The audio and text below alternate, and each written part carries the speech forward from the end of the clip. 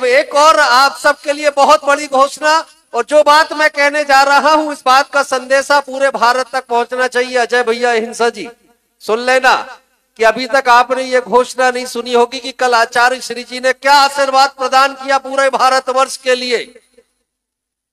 अब चातुर्मास कलश उनके लिए भी होगा जो पति पत्नी गुरु चरणों में आकर के ये नियम लेंगे कि वो आजीवन 2 प्रतिमा के व्रत का पालन करेंगे। ऐसे व्रती श्रावक को भी चातुर्मास कलश स्थापित करने का अवसर मिलेगा। अगर मेरी बात समझ गए हो तो ताली जोरदार बजा देना।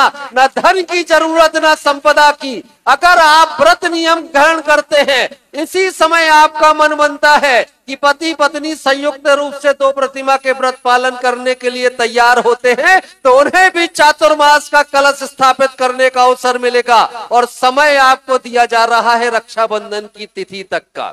तब तक आप मन बना करके आए, पति पत्नी हाथों में श्रीफल लेकर के आए और गुरुदेव के समक्ष आकर के निवेदन करें कि हम पति पत्नी श्रीफल अर्पण करके 2 प्रतिमा, और उससे अधिक भी आप ग्रहण कर सकते हैं, 2 प्रतिमा कम से कम होनी चाहिए, 2 प्रतिमा के व्रत ग्रहण करेंगे, उन्हें सौभाग्य मिलेगा चातुर्मास के कलश स्थापित करने का। तो दूसरी बात आई, अगर एक ही पति पत्नी आए तो 1 कलश, 1 से अधिक आए, अरे मैं कहता हूं अगर 100 श्रावक भी खड़े हो जाएंगे तो 100 के 100 श्रावकों को अब चातुर्मास कलश स्थापित करने का अवसर मिलेगा।